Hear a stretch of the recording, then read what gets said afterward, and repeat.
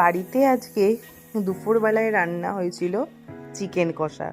তো যেই দিনই চিকেন কষা আমাদের দুপুরে রান্না হয়, সেটা চিকেন কষাই হোক, চিকেনের লাল পাতলা ঝোলই হোক না কেন, রাত্রের বেলায় যদি সেই চিকেনটা থেকে যায় তো বর বলে যে ওটাকে একটু পেঁয়াজ লঙ্কা দিয়ে ভালো করে সস টস দিয়ে একটু ফ্রাই করে দাও।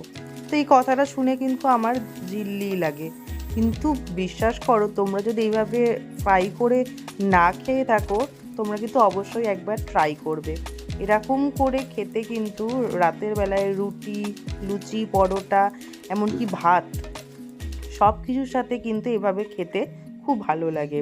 সেই জন্য এমন কিছুই লাগবে না, শুধু লাগবে পেঁয়াজ, রসুন, লঙ্কা, আর যদি টমেটো ঘরে থাকে টমেটো দিবে, আর যদি না থাকে না দিবে। আমার কাছে টমেটোটা ছিল না বলে আমি টমেটো দিইনি, আমি দিয়েছি এখানে টমেটো সস। কিন্তু আমি জানো তো, টমেটো দিলেও টমেটো সসটাকে কিন্তু খুব ভালোবাসি রান্নায় দিতে। তো এই দেখো, সব কিছু ভালো করে ভেজে নিয়ে টমেটো সসটাকে দিয়ে চিকেনটাকে দিয়ে আরেকটুখানি জল অ্যাড করে ফুটিয়ে নামিয়ে নিলাম চিকেন ফ্রাই।